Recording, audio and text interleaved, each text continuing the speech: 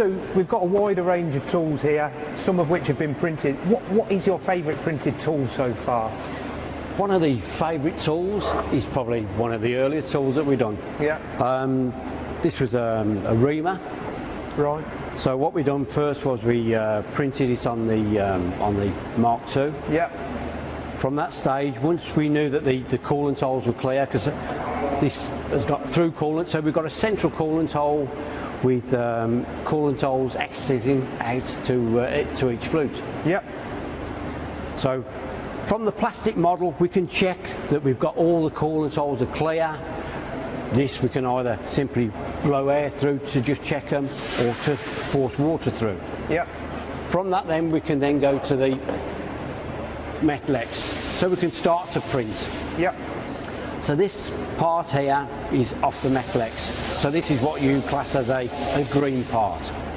So again, we can check that all the coolant holes are clear at this stage. Yep.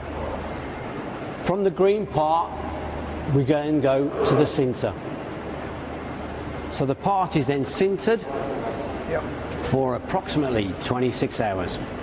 Mm-hmm. Once the part's sintered, then we have a hardened body. This is then ready for our process. Yep. Which is for the PCD segments. So once we have the body, we can then look at starting to do a completed tool. So we've got a ground shank, we've got the PCD segments that have been brazed in place. Yep. We've then wire eroded the shape required, and we've also ground the diameter to our close tolerances. What kind of tolerances you work to? Because I guess these are being sped up to what, 10,000 RPM maybe? I don't. Yeah, these are running at 10,000 RPM. The tolerances that we normally have on a reamer is 3 microns. Okay, so precision engineering. It is very, very precision engineering. Yes, yes. Perfect. Sounds good. Yeah.